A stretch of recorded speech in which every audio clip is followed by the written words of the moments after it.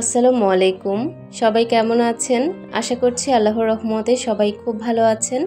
আমরাও আলহামদুলিল্লাহ বেশ ভালো আছি।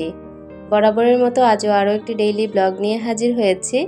আশা করছি শুরু থেকে শেষ পর্যন্ত ভিডিওর পাশে থেকে যাবেন।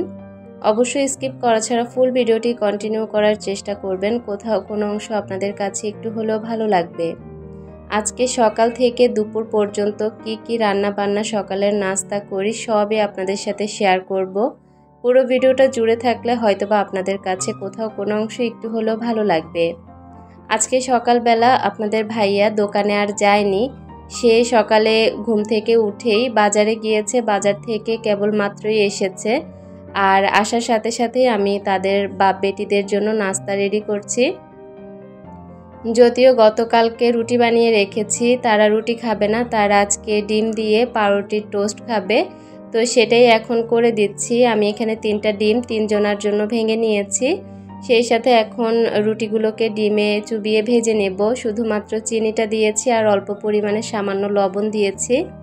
তো এটা দিয়েই এখন অল্প তেলে আমি একে একে করে সবগুলো পাউরুটি ভেজে নেব ডিমের মধ্যে দিয়ে। এভাবে করে টোস্ট করে ডিম খেতে কিন্তু খুব মজা লাগে, তবে আমি তো খেতে পারবো না, আমি শুধু দেখা ছাড়া আর কোনো উপায় নেই। আমি মিষ্টি আইটেম এই পর্যন্ত আর খাইনি, এ কারণে চাচ্ছি না যে আজকেও খেতে ইচ্ছে করে। খাবার সামনে দেখলে তো খেতে ইচ্ছে করবেই, তবে একটু কষ্ট করে লোভটা সামলিয়ে নিতে হবে। আমার একজন প্রিয় আপু গতকালকের একটা ভিডিওতে কমেন্ট করেছে, আপু বারবার ডায়েট করতে এসেও ফেল হচ্ছে, মানে ক্ষুধা লেগে যায় বারবার। এটা আসলে সবার ক্ষেত্রেই আপু, আমারও যে ক্ষুধা লাগে না তা না, প্রচণ্ড পরিমাণে ক্ষুধা লাগে। তবে সেটাকে মানে কি বলবো, কিভাবে যে ধৈর্য ধরে থাকি জানি না। তবে হ্যাঁ, অবশ্যই কিন্তু খাবারের পরিমাণটা একটু সুন্দর মতো ব্যালেন্স করতে হবে, না হলে কিন্তু শরীর একদমই দুর্বল হয়ে যাবে। আমি যেদিন বুঝি আমার স্বাস্থ্যটা একটু খারাপ লাগছে, তখন কিন্তু আমি 2-3টা ডিম একসাথে খেয়ে ফেলি। এটাতে কোনো সমস্যা নেই, ডিম ডায়েট করা যায়, এটা কোনো সমস্যাই নেই। ডিম, বাদাম, শসা এগুলো আপনি অনেক বেশি খেতে পারবেন, সমস্যা নেই। তো আমরা যেহেতু এগুলো খেয়েই বেঁচে আছি, তো এগুলো একটু পরিমাণটা বাড়িয়ে দিলে সমস্যা নেই। তো আমি এভাবে করেই আছি। আর অবশ্যই একটা ফল, যে কোনো একটা ফল খেতে পারবেন।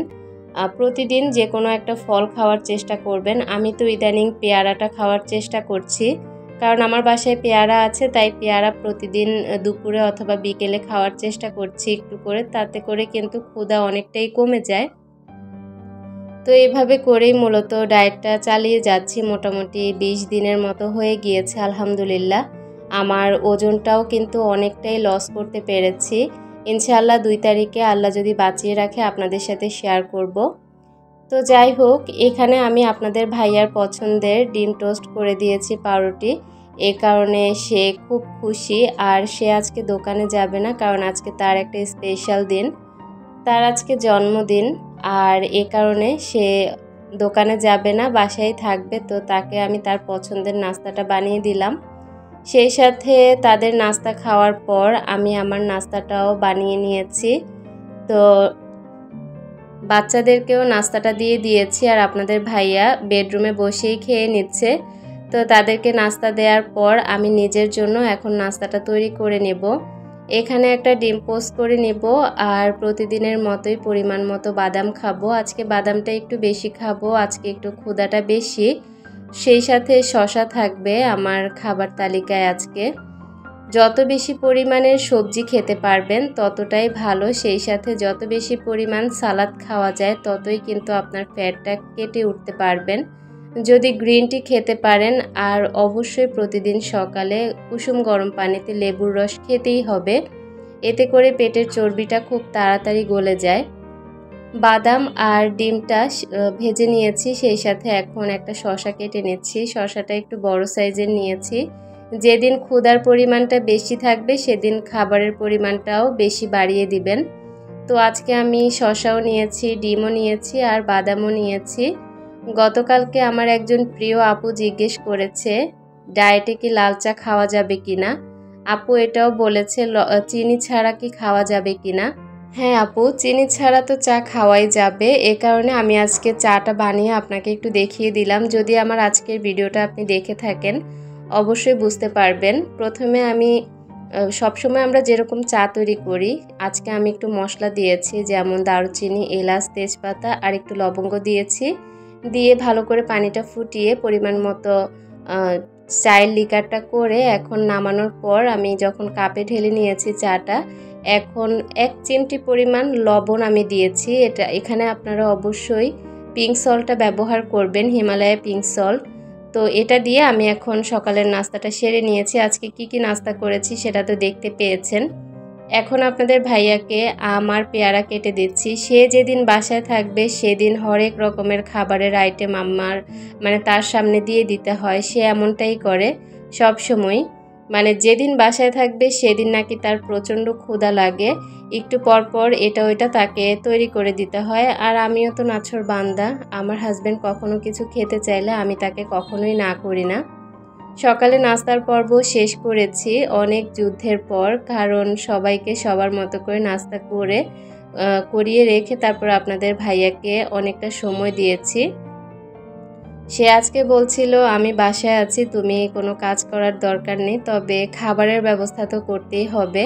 তো এই কারণে আমি কিছুটা সময় তার সাথে কাটানোর পর এখন একটু তরকারিগুলো রেখে দিচ্ছি। অনেকগুলো তরকারি নিয়ে এসেছে, বেগুন, কহি, লেবু, তারপর গোল বেগুন এনেছে, কাঁচামরিচ, ধনিয়া পাতা।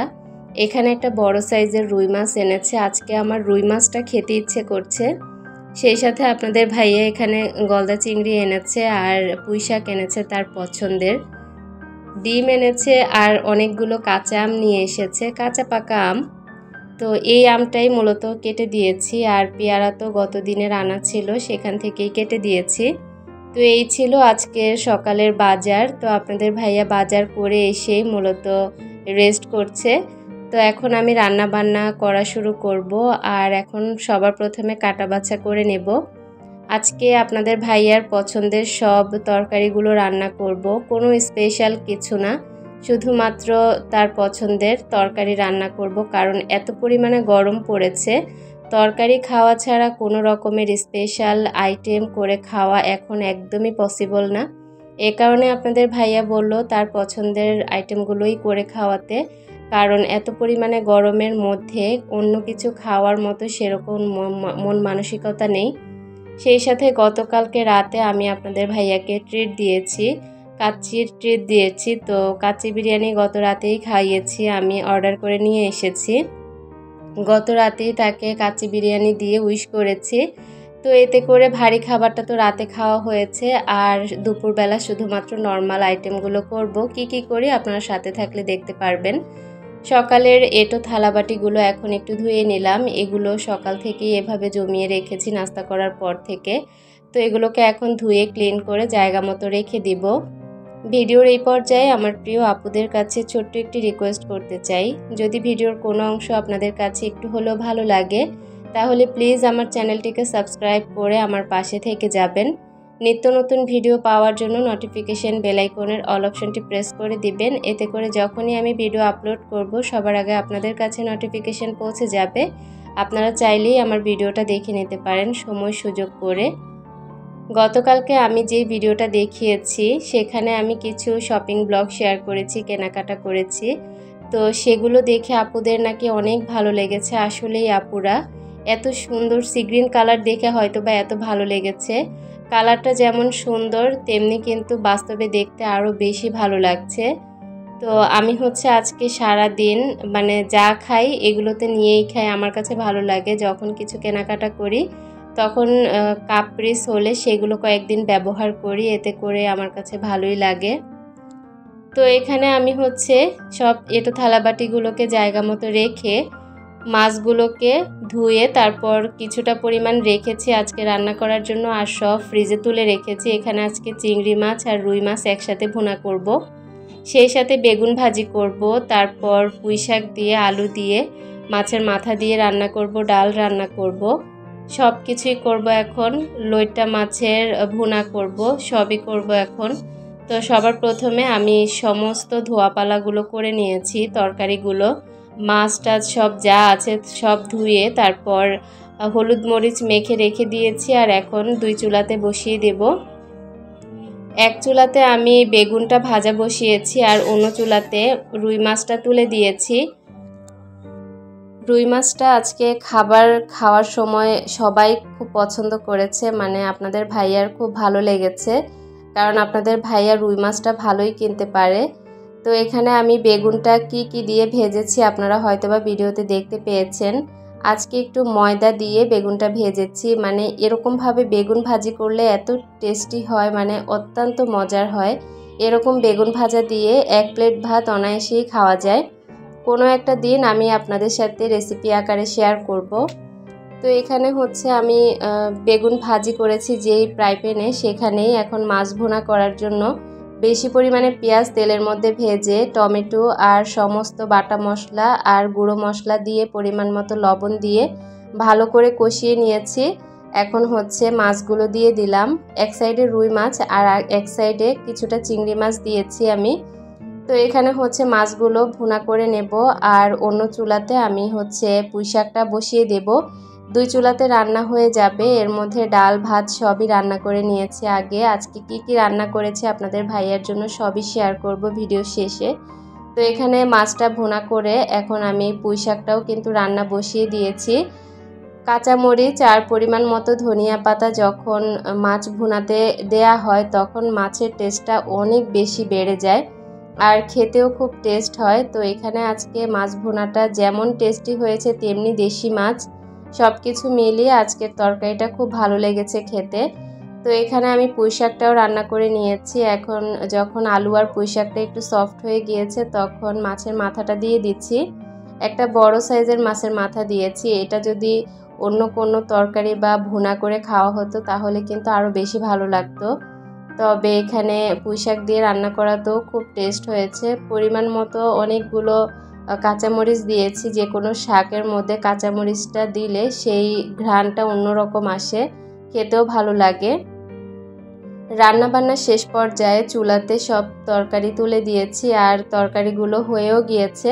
এখন আমি পুরোটা কিচেন একটু হালকা আলতো হাতে মুছে নিচ্ছি, কারণ কিচেন তো পুরোটাই পরিষ্কার ছিল, তবে রান্নাবান্না করতে যতটুকু অপরিষ্কার হয়েছে তেল ঝোল পড়েছে সেগুলোই একটু মুছে নিচ্ছি ভেজা কাপড় দিয়ে। পুরো কিচেনটা মুছে কিচেনের নিচের অংশটাও মুছে নিয়েছি। আর এখন দেখতে পাচ্ছেন আমার কিচেনটা কত পরিমাণে চকচকে লাগছে। রান্নাবান্নাও শেষ করে নিয়েছি আর এরই মধ্যে খাবারটা খাওয়ার জন্য আপনাদের ভাইয়া তাড়া দিচ্ছিল, তো তাকে এখন খাবারটা দিয়ে দিব। এখানে আমি প্রত্যেকটা খাবার বাটিতে বাটিতে সার্ভ করে দিচ্ছি। তো কি রান্না করছি একটু পর আপনাদের সাথে শেয়ার করছি। তো এখানে প্রথমে আমি চিংড়ি মাছটা তুলে নিয়েছি একটা ফ্রিজে, এখন বাটিতে রুই মাছটা নিয়ে নিচ্ছি। আর এগুলো খাওয়ার পর আপনাদের ভাইয়া বলেছে মাছ মাংস খাওয়ার চেয়ে আজকের তরকারিগুলো খুব ভালো লেগেছে খেতে, কারণ মাংস তো গত রাতেও খাওয়া হয়েছে। এ কারণে গত রাতের মানে মাংসটা আর আমি রান্নাই করিনি, শুধুমাত্র মাছ টাছ দিয়েই আজকের স্পেশাল আইটেমগুলো করেছি। তার পছন্দের খাবারগুলো করেছি, যেমন পুঁইশাক তার অনেক পছন্দের, লইটা মাছ ভুনা, ডাল, সেই সাথে বেগুন ভাজা। এখানে করেছি পুঁইশাক দিয়ে মাছের মাথা দিয়ে ঝোল তরকারি, সেই সাথে চিংড়ি মাছ ভুনা আর করেছি রুই মাছ ভুনা। এটাই ছিল আমাদের আজকের স্পেশাল মেনু। কার কাছে কেমন লেগেছে অবশ্যই ছোট্ট কমেন্ট করে জানাবেন, জানতে পারলে বেশ ভালো লাগবে। দেখতে দেখতে ভিডিওর একদম শেষ প্রান্তে চলে এসেছি। জানি না আজকের ভিডিওটা আপনাদের কাছে কেমন লাগবে, তবে অনেক ভালোবাসা নিয়ে দেখে যাবেন। আজকের ভিডিও থেকে এখানেই বিদায় নিচ্ছি। সবাই ভালো থাকবেন, সুস্থ থাকবেন, নিরাপদে থাকার চেষ্টা করবেন পরিবার পরিজন নিয়ে। আমার জন্য দোয়া করবেন, পরিবারের সবার জন্য করবেন। আল্লাহ হাফেজ।